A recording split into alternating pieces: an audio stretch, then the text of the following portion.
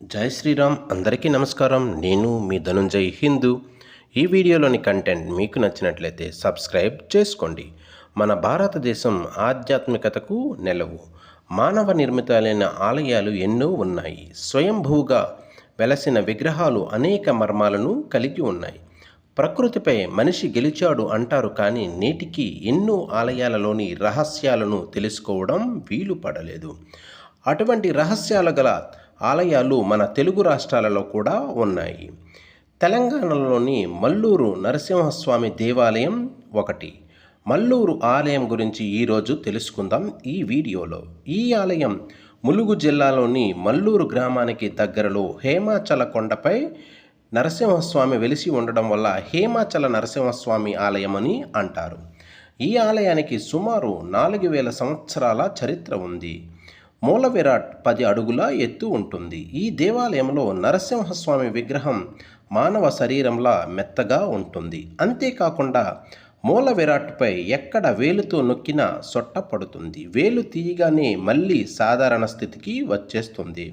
అంతేకాకుండా నరసింహస్వామి విగ్రహానికి ఛాతిపై వెంట్రుకలు కూడా ఉంటాయి.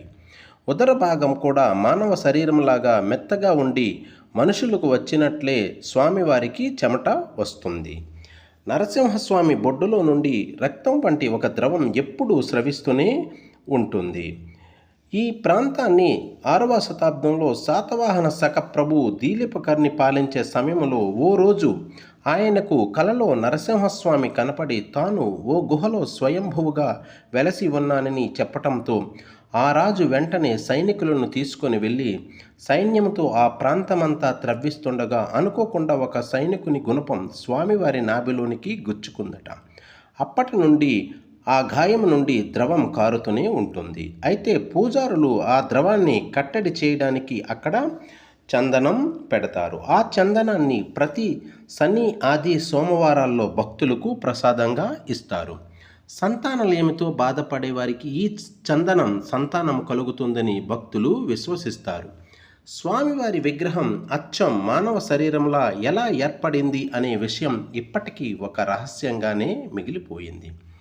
స్వామివారి పాదాల చెంత నుండి ఒక జలధార నిత్యం ప్రవహిస్తూ ఉంటుంది. ఆ ధారనే చింతామణి జలధారగా పిలుస్తారు.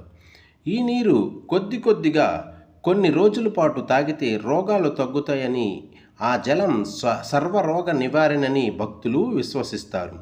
స్వామివారి పాదాల నుండి వచ్చే నీరు చింతామణి జలపాతాన్ని చేరుకునే లోపు అనేక ఔషధ విలువలు గల చెట్ల క్రింద నుండి రావడం వలన ఆ నీటికి అంత శక్తి ఉందని నమ్ముతారు భక్తులు. పూర్వం కాకతీయ రాణి రుద్రమదేవి అనారోగ్యానికి గురైన సమయంలో చింతామణి జలపాతంలోని నీటిని త్రాగడం వలన రుద్రమదేవి అనారోగ్యం నుండి కోలుకుందని చెబుతుంటారు. ఆ తరువాత అక్కడ నీటి విశిష్టత తెలుసుకున్న రుద్రమదేవి ఆ జలపాతానికి చింతామణి అని పేరు పెట్టారు. అక్కడ దగ్గరలో ఉన్న ప్రజలు చింతామణి జలధార నీళ్లు విదేశాలలో ఉన్న బంధువులు కూడా పంపిస్తూ ఉంటారు. స్వామివారి విగ్రహం మానవ శరీరంలా ఉంటుంది. ఈ ఆశ్చర్యం మనం కలగక మానదు. అగస్త్య మహర్షి ఈ కొండకు హేమాచల అనే పేరు పెట్టాడు. ఈ ఆలయం ఒకప్పుడు శ్రీకృష్ణ దేవరాయలు మరియు కాకతీయ వంశాల కాలంలో అభివృద్ధి చెందింది. జై హింద్. భారత్ మాతా కీ జై. మీ ధనుంజయ్ హిందూ.